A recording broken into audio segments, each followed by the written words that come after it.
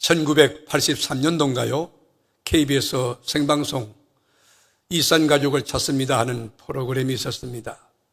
그 프로그램이 6월 30일부터 11월 14일까지 약 4개월간 방송된 것으로 기억이 되는데 전 국민들을 그저 뒤집어 놓았습니다. 너무 슬퍼서 밤잠을 못 자고 저도 지금도 생각하면 가슴이 너무 아픈 거예요.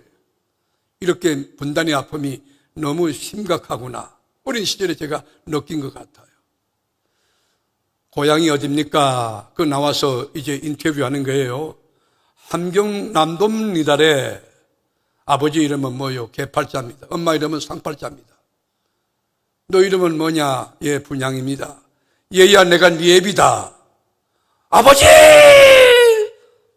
여러분 헛걱걱 울고 있는 분단의 그 슬픈 상처를 안고 있는 이 민족이 너무 불쌍했어요. 이 슬픔은, 이 아픔은 우리나라뿐만 아니고 이스라엘 민족 공동체에도 동일하게 적용이 되었습니다.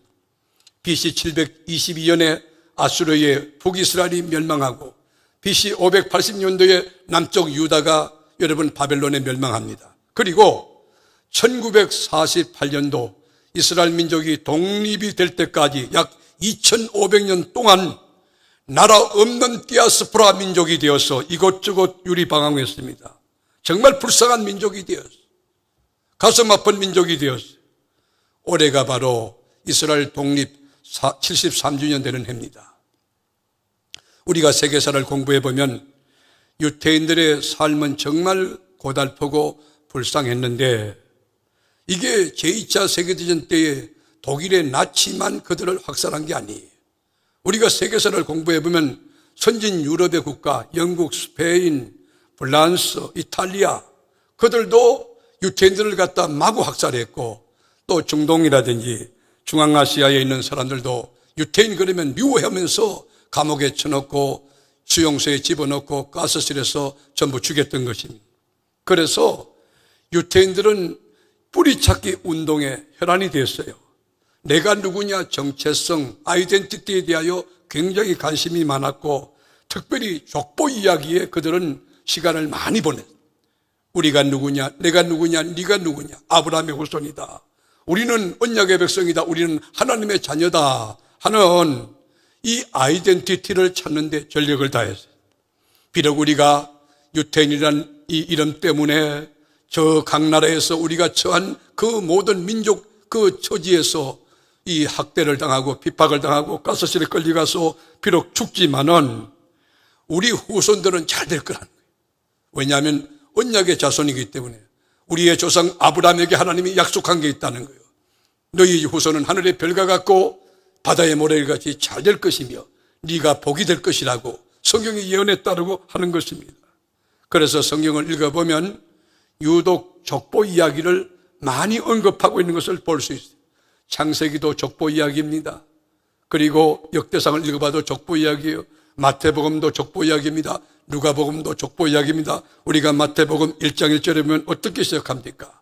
아브라함과 다윗의 자손 예수 그리스도의 계보라, 예수 그리스도의 족보라예요. 그러니까 마태복음이 총 28장까지 안 되지만 거기 보면 14명씩 끊어가지고 그 문단을 이 세 문단을 만들어가지고 14명씩 끊어가지고 이 대에 거쳐가지고 예수 그리스도의 그 계보, 예수가 인류의 구세주고 만왕의 왕이 된 그리스도의 족보를 다루고 있는 것입니다. 그렇습니다. 적어도 유태인에게는 족보는 생명과도 같은 것이며 자부심이며 민족 공동체를 하나로 묶는 구심점이고 일체감이고 동질감이 된 것입니다. 아무리 어려워도 이 족보 이야기를 들으면 어려움을 극복할 수 있는 거예요. 우리는 언약의 백성, 우리는 믿음으로 이 히브리 강을 건넌 민족이며 저 천성에 갈 언약의 백성, 하나님의 자녀라는 거예요. 저는 오늘 여기서부터 족보 이야기를 시작하려고 합니다. 여러분, 사무엘은 어느 지파의 사람입니까? 극히 상식적인 이야기지만 레위 지파지. 그러면 사무엘의 아버지 엘가나는 어느 지파 사람입니까? 하는 질문입니다. 이게 상적 동자도 다 아는 이렇게 질문이겠지만 오늘 우리가 본문 1절 한번 같이 읽어보겠습니다. 본문 1절 말씀. 에브라임 산지 라마다임 소빔에 에브라임 사람 엘가라라 하는 사람이 있었으니 그는 여호람의 아들이요 엘리후의 손자요 도우의 정손이요 숲의 현손이더라. 자, 여기 보면 오늘 본문의 주인공이고 스포트라이트를 받고 있는 엘가나라고 하는 사람, 여러분 이 사람을 제사장이라고 얘기하지 않아요. 여기 보면 여러분 레위 지파라고 이야기하지 않고 뭐라고 합니까? 라마다임 소빔, 라마다임 소빔 땅에 살고 있는 사람이라고 이야기합니다. 라마다임 소빔은 성경에 딱 한 곳에 나오는데 이 본문이 다예요. 라마다임 소빔은 에브라임 산지 가운데 하나의 한 성읍입니다. 작은 섹션이에요. 작은 지역이에요. 라마다임 소빔의 뜻이 뭐냐면 파수꾼들이 있는 높은 언덕이라는 뜻이에요. 그러니까 여러분 언덕을 사이에 두고 이쪽에 있고 저쪽에 있다고 하는 뜻이 있는 것이에요. 여러분 이 말이 뭘까요? 왜 엘가나 제사장을 여러분 엘가나를 레위 지파라고 하지 않고 여러분 여기 에브라임 지파라고 성경이 언급하고 있을까요? 이것은 무슨 뜻일까요? 바로 엘가나가 제사장의 신분을 갖고 있지만 두 언덕 경계 사이에서 머뭇거렸으며 양다리를 걸치고 있다는 거예요. 한쪽은 하나님, 한쪽은 세상을 걸치고 있는 제사장 엘가나였다고 하는 것을 암시해 주고 있는 메시지가 있는 것입니다. 신분이 제사장이었지만 레위 지파였지만 그의 사고방식이 세상과 동일하고 삶의 스타일, 여러분 살아가는 방법이 세상 사람과 똑같았다는 것입니다. 두 언덕 사이에서 갈등했습니다. 그는 갈팡질팡했습니다. 스승거렸습니다. 양다리 걸쳤습니다. 그 결과가 뭡니까? 그 생애도 비참하지만 엘가나 그 가정도 역기능적 가정이 되었어요. 아내가 한 명이 아니고 두 명이 한나와 브린나. 그리고 가정이 여러분 암투가 일어나는데 두 아내가 막 싸우기 시작하는데 너무 갈등이 심하니까 대립이 심하니까 질투와 여러분 이 가운데서 늘 큰 소리가 나고 밥상이 왔다 갔다 하고 집안이 막 복잡했어요. 그뿐입니까? 엘가나가 가장 사랑했던 본처였던 한나란 여인 이름이 뭐예요? 은총이란 뜻이 하나님의 은혜를 많이 잊고 태어났고 하나님의 은혜를 많이 잊고 살아라 하는 뜻으로 은총이란 뜻을 가진 한나라고 지었는데 하나님의 은총을 입은 이 여인이 태의 문을 하나님이 닫아버렸어요. 하나님이 닫아물고 이 한나 인생이 행복하지 않았어요. 불행했어요. 늘 불안하고 또 늘 어떤 사건이 일어날까 늘 초조하고 그렇게 살아요. 그런데 후처였던 보린나는 기름지다는 뜻을 가진 의미인데 이 여인은 아이를 잘 낳았어요. 힘만 주면 아기가 나왔어요. 여러분 그때의 본처였던 한나가 얼마나 무력감과 자괴감과 그리고 여러분 이 절망감을 느꼈을까요? 가슴이 답답했을 겁니다. 아마 이 여인 자존심이 너무 상해서 죽을 것만 같았을 겁니다. 세상이 싫었어요. 방법이 없어요. 길이 없어요. 이런 절체절명의 기록 가운데서 한나는 결단합니다. 자기 남편 엘가나가 제사장인데 제사장같이 살지 못하고 세상 한 발 하나님 한 발 갈팡질팡하며 두 언덕 사이에서 이렇게 머뭇거리며 사는 모습을 보고 저는 그는 아닌데 저는 제사장이 그래서 그리스도인이 저렇게 살면 안 되는데 그런 마음을 하고 있는 가운데서 나는 결단하리라. 그래서 두 언덕 사이에서 결단합니다. 하나님과 세상 사이에서 하나님 편에 섰습니다. 신앙과 불신앙 사이에서도 절대 믿음으로 자기 인생을 세웠습니다. 절망과 소망 가운데서 소망을 붙들고 말씀과 이성 가운데서 말씀을 붙들고 섰습니다. 더 이상 절망하지 않겠다. 더 이상 좌절하지 않겠다. 더 이상 내가 두려워하지 않겠다. 그 결단하고 한나란 여인이 하나님이 계신 실로 성전에 들어갑니다. 그리고는 목숨을 내놓고 응답하시고 기도에 들으시는 하나님 앞에 통곡하는 것입니다. 하나님 너무 힘들어요. 보린나는 아기를 놓는데 저는 아기가 놓치면 태문이 닫혔어요. 하나님 태문을 열어주세요. 만에 하나 태문을 열어 아들을 주시면 이 아들을 하나님 앞에 드려서 머리에 삭도 되지 않고 포도주 먹이지 않고 나시린으로 평생 하나님께 헌신하게 하겠습니다. 두 언덕 사이에서 경계사에서 머뭇거리지 않고 하나님 편에 서서 결단한 이 한나에게 하나님이 그 기도를 들으시고 역사해 주었어요. 퇴해문을 열어주셨어요. 그리고 여러분, 아이를 남자아이만 셋, 여자아이 둘까지 해서 보너스로 주시면서 사무엘이란 아이가 여호와 안에서 여호와 앞에서 자라게 만드는, 영적으로 이보다 더 큰 아름다움이 없는 이상적인 가정으로 아주 복된 인생으로 하나님께서 위를 경고케 하고 뿔을 높여주셨던 것입니다. 저는 이 본문을 읽고 묵상하면서 제 마음속에 분노가 막 치도록 올릴 때가 있었어요. 그리고 의문이 생겼어요. 그건 뭐냐면 역대상 6장에 보면 분명히 사무엘의 아버지 엘가나는 레위지파 고핫 자손으로 언급이 되어 있는데 왜 오늘 본문은 왜 제사장이라고, 예를 들어서 레위지파라고 고핫 자손이라고 분명하게 선을 긋지 않고 여기 에브라임 지파로 소개했을까 하는 그 의문이 내 마음속에 들었던 것입니다. 그러나 말씀을 깊이 묵상할 때 해석이 나왔어요. 이유는 뭐냐? 신부는 제사장인데 레위 지파 사람인데 하나님의 교회에 와서 봉사도 했는데 제사장의 분깃이 있을 때는 성전에 들어가서 봉사하고 충성하고, 제사장의 분깃이 없을 때, 자기에게 이끌이 없을 때는 여러분 저 에브라임 산지로 내려가서 평민들과 똑같은 생각하고 똑같은 행동하고 똑같은 삶을 살았다고 하는 뜻입니다. 어떻게 보면 양다리 걸치는데 이것을 그렇게 해석해서 될는지 투잡을 가졌다, 쓰리잡을 가졌다. 혹시 목사님이 여러분 이 다른 지금 커피숍을 운영하면서 또 택시를 이렇게 운전하면서 한다는 거, 그건 여러분 형편과 처지에 따라서 어떻게 하겠어요? 그 블루오션 영역으로, 새로운 패러다임의 목회 영역으로 볼 수가 있지만, 여러분 오늘 이 본문에서 보는 것은 엘가나는 태도가 잘못된 거예요. 태도가 하나님을 대하는 태도, 자세가 잘못된 것이, 하나님을 절대적으로 보지 않고 상대적으로 보고 계산적으로 보고 인간적으로 인본적인 신앙을 가졌다고 하는 거죠.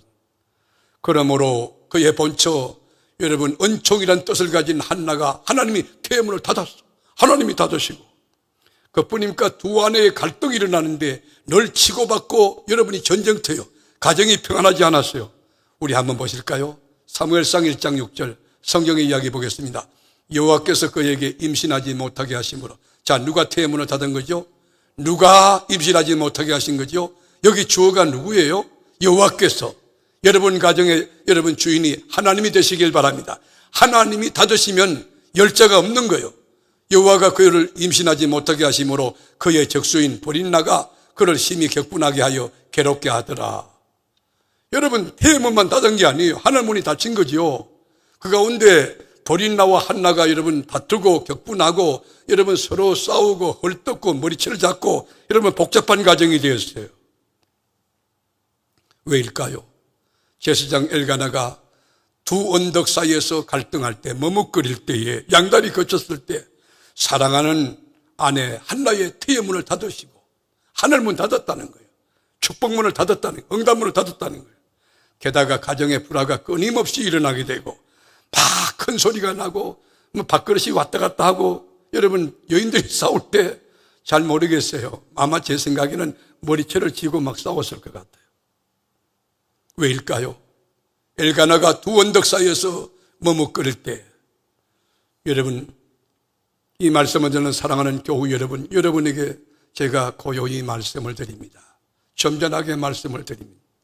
우리 교회 안에도 이런 유의 그리스도인이 있다고 하는 거예요. 신앙 연조도 있다고 하는데, 모태신앙이라고 하는데, 교회 직분도 가졌는데, 아는 거지. 교회에서 와서 중책을 맡긴 맡았는데, 이게 경계를 모호하게 드나드는 거예요.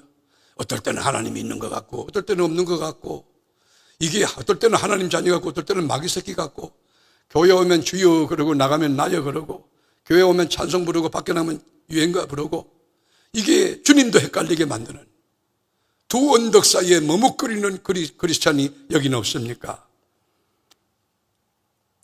하나님은 분명합니다. 하나님은 머뭇거리는 거 싫어합니다. 방황하는 거 싫어합니다. 갈등하는 거 싫어합니다. 계산 따지는 거 싫어합니다. 우리가 소아시아 7교회를 공부해 보면 라오디게아 교회가 있어요.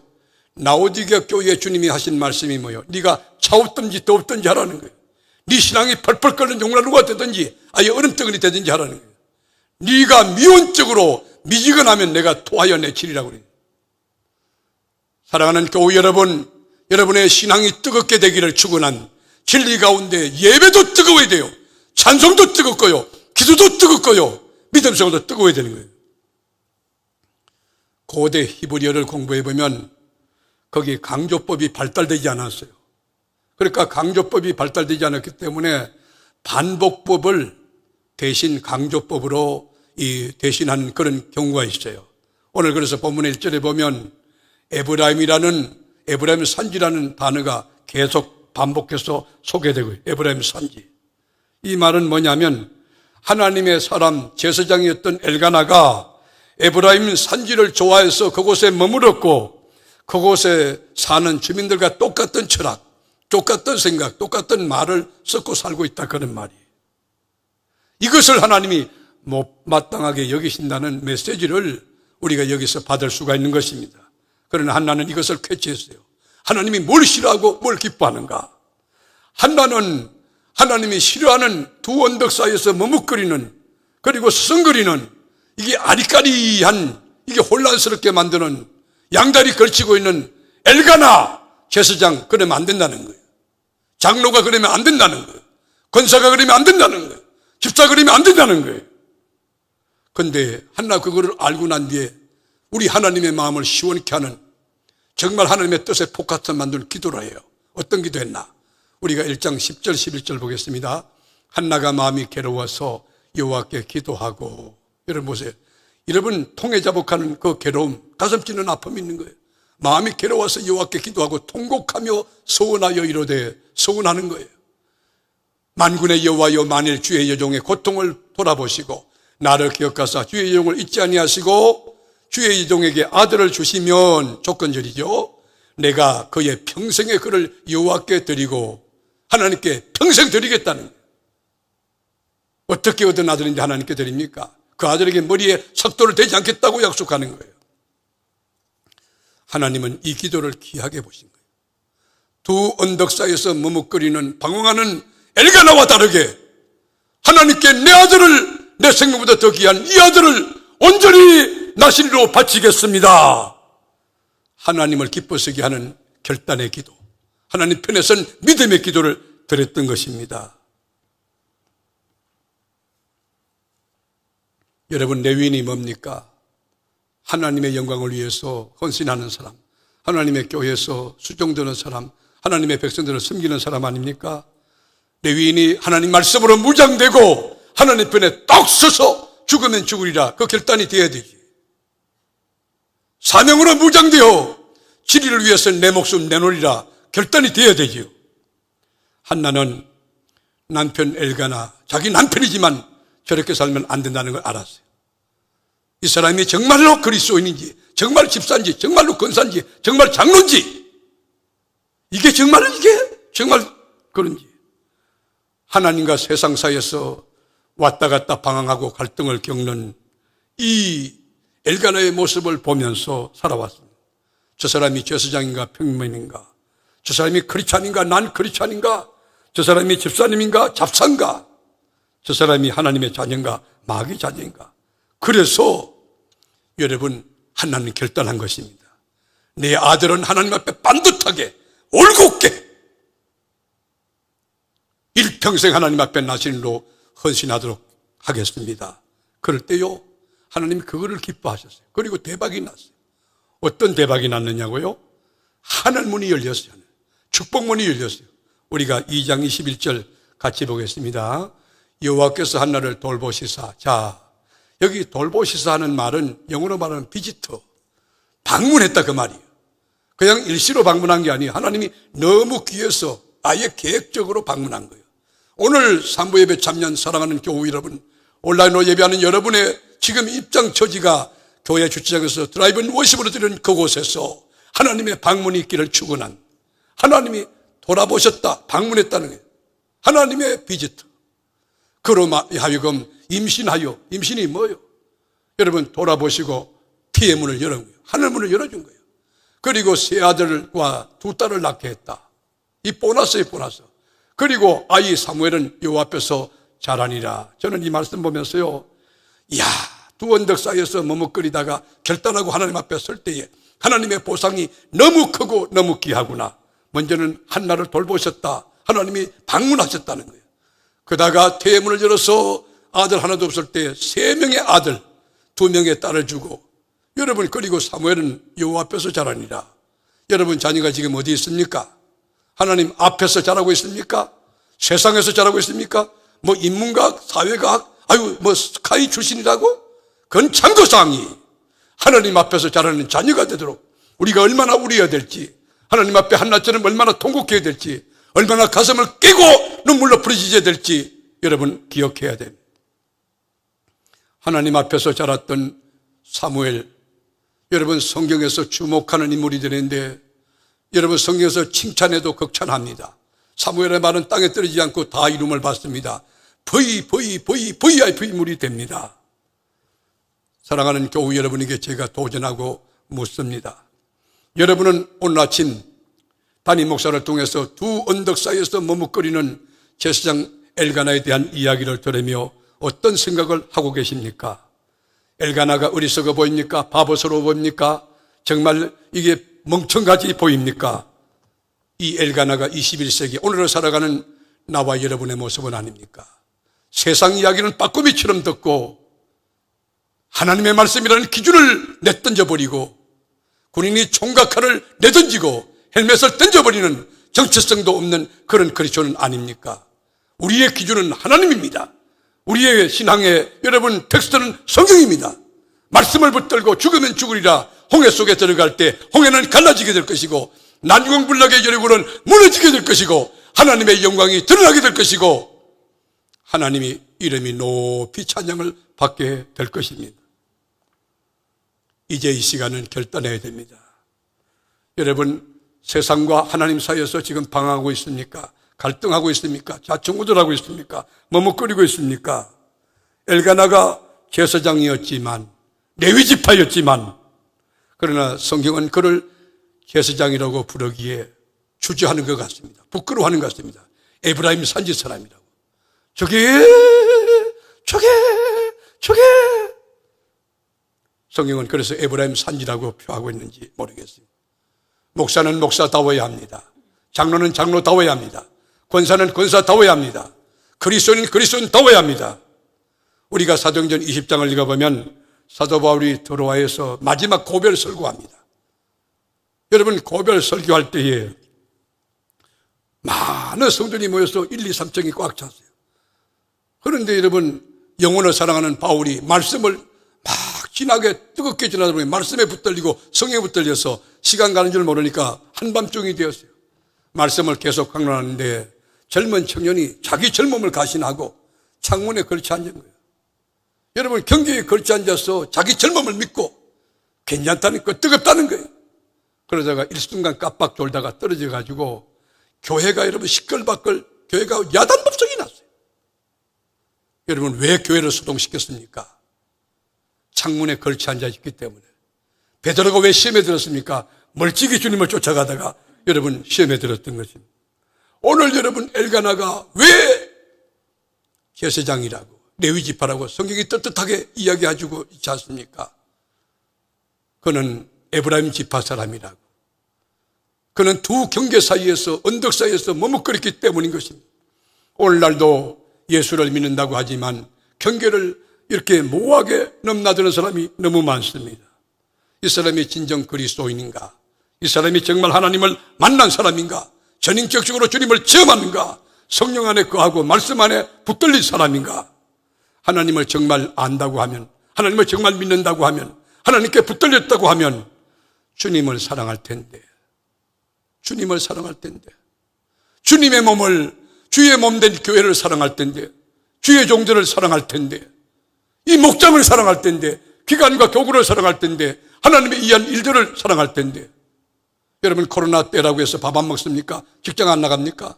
그런데 교회 안에서 여러 가지 일들이 있잖아요. 여러분 교회 학교 교사도 있고 찬양대도 있고 뭐 세미집행부도 있고 얼마든지 일할 수 있습니다. 얼마든지. 하나님의 일을 내팽개치고 직분을 귀하게, 여러분 귀한 사명을 귀하게 여기지 않는다고 하면 오늘날 현대판 엘가나가 될 수밖에 없을 것입니다. 어떤 분은 예배가 주일 한 번, 썬데이 크리스찬으로서 우리가 일주일에 한 번 밥 먹고 건강해진다는 것은 여러분 우리가 건강학적으로 불가능한 이야기가 될 것입니다. 여러분 예배 한 번 드리는 것도 간신히, 그것도 간신히 와서 눈곱 띄고 와서 그냥 앉았다가 졸고 가고, 그리고 자세나 부리고 가고, 이게 여러분 손님같이 그렇게 하고, 여러분 진정과 신령으로 가슴 깨며 하나님, 제가 수요 예배도 드리지 못해서 죄송해요. 새벽 예배 드리지 못해서 죄송해요. 그런 적어도 죄송스러운 기본적인 마인드를, 그런 영성을 가지고 예배에도 부족할 터인데, 어떤 분은 벌거벗고 있는, 그렇게 여러분 벌거벗고 교회 와서도 여러분 벗은 줄도 모르는, 부끄러움을 모르는 그런 크리스찬도 있습니다. 하나님의 좋을 때에 여러분 매네매네 대개를 우발하신, 이게 함량이 미달돼도 보통 미달되는 거예요. 영적으로 부도가 났어요. 근데 부도 난 것도 몰라요. 그리고 자기가 오래 믿었다고, 직분이 됐다고 그런 사람도 있어요. 사랑하는 교우 여러분, 우리 주님은 두 언덕 사이에서 머뭇거리는 사람을 싫어하는 것입니다.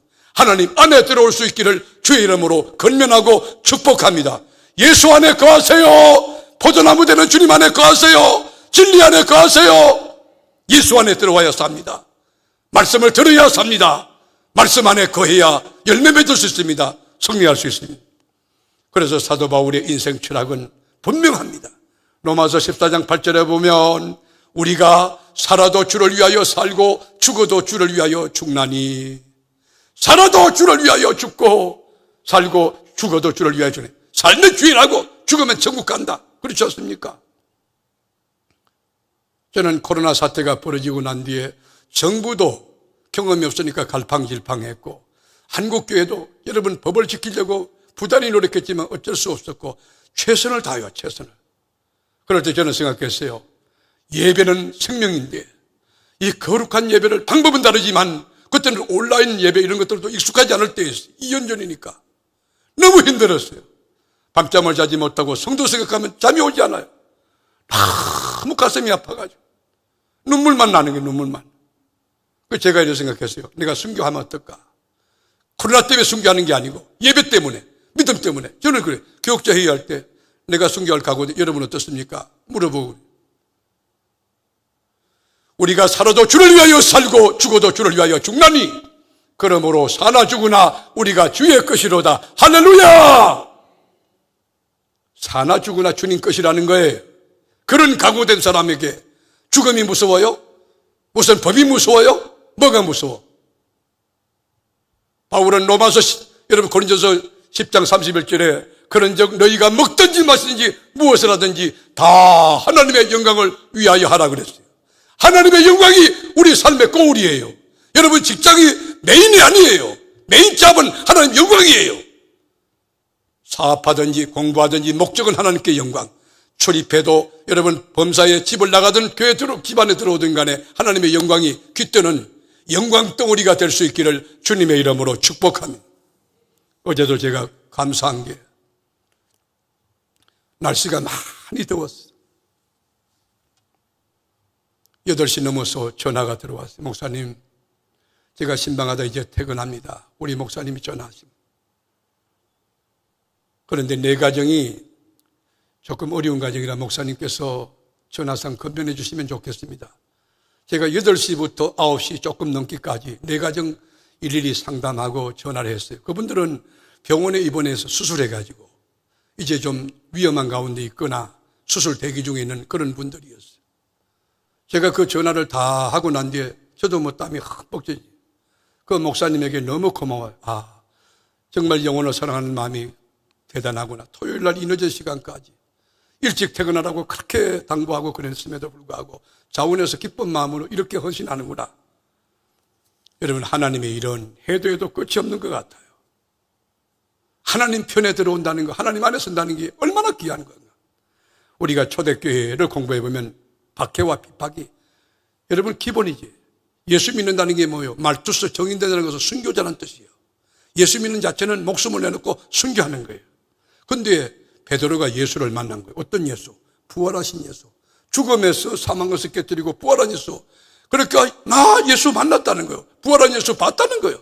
예수 부활하셨습니다 외치니까 사람들이 막 몰려들잖아요.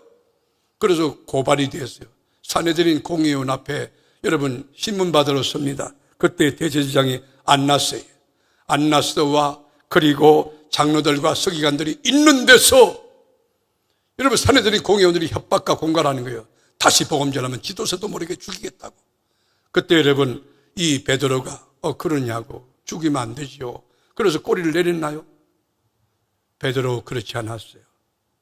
사도행전 4장 20절에 보면 우리는 보고 들은 것을 말하지 아니할 수 없다. 이 말이 뭐요? 내 목숨 바쳐도 내가 보고 체험한 하나님의 이야기를 아니할 수 없다. 내가 복음 전하겠다. 전도인이 되겠다. 그거예요. 이 신앙의 결단을 가진 하나님의 사람, 두 언덕 사이에서 갈등하고 머뭇거리지 않는 결단한 그 사람 주님이 찾고 있습니다. 그 사람이 사모예배에 참여한 사랑하는 나와 여러분이 될 수 있기를 주님의 이름으로 축원합니다. 영계에 거성했던 바울은 갈라디아 교인들에게 여러분 이렇게 그 목회 현장에서 경험했던 것을 신앙으로 고백합니다. 갈라디아 1장 10절에 보면 이제 내가 사람들에게 좋게 하랴 하나님께 좋게 하랴.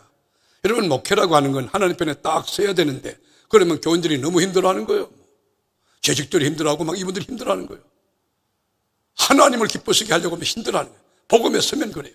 지금도 복음을 복음답게 외치면 저항에 부딪힙니다. 정말 복음을 복음답게 외치면요 여러분 사람들이 좋아하지 않아요. 좁고 협착한 길을 걸어가라. 자기 부인하고 십자가 지고 가라. 누가 좋아하겠어? 예수의 이름으로 축복한다. 영혼이 잘돼가지 범사가 잘 그러면 아멘하고 좋아하지. 여러분의 신앙이 어디에 머무르고 있습니까? 사람을 좋게 하겠느냐? 하나님을 좋게 하겠느냐? 사람을 기쁘게 하겠느냐? 하나님을 기쁘시게 하느냐? 내가 지금까지 바울의 이야기 들어보세요. 지금까지 사람들의 기쁨을 구하였다면 그리스도의 종이 아니리라. 바울이 걸어나온 목회 행로를 우리가 알 수가 있는 거예요. 바울은 하나님의 영광을 위해서 욕먹을 각오했어요. 비난받을 각오했어요. 죽을 각오했어요. 목숨을 내놓았어요. 두 언덕 사이에 갈등하지 않았어요. 여러분 사드락과 메삭과 아벳노고 불 가운데 7배나 뜨거웠던 영광로 가운데 들어가면서도 신앙을 포기하지 않고 거기서 하나님의 영광을 보았어요. 살아났기 때문에 하는 이야기 아니에요.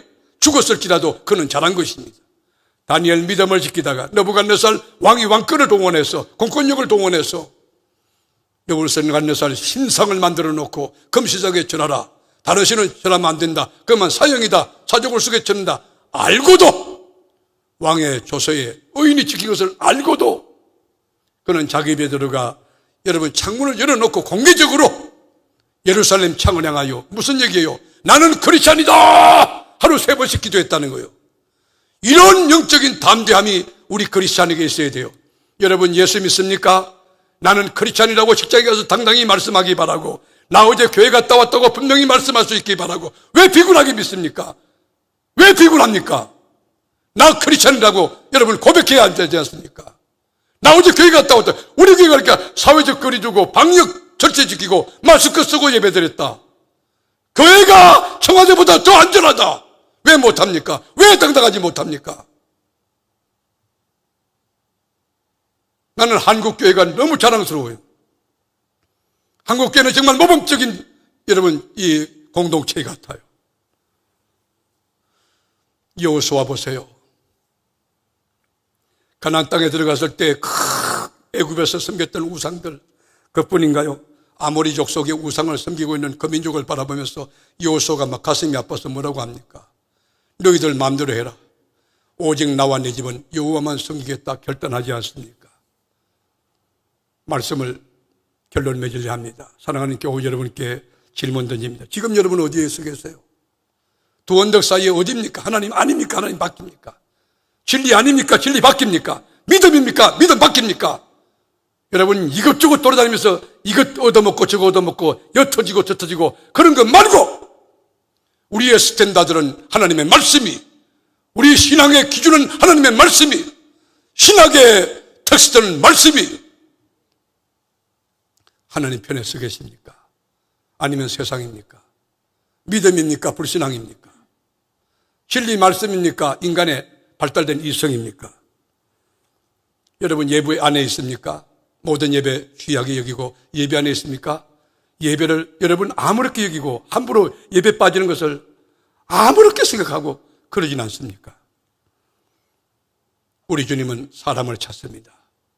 두 언덕 사이에 서성거리던 방황하는 그 사람 청산하고 하나님 안으로 들어오는 그 사람 찾고 있습니다.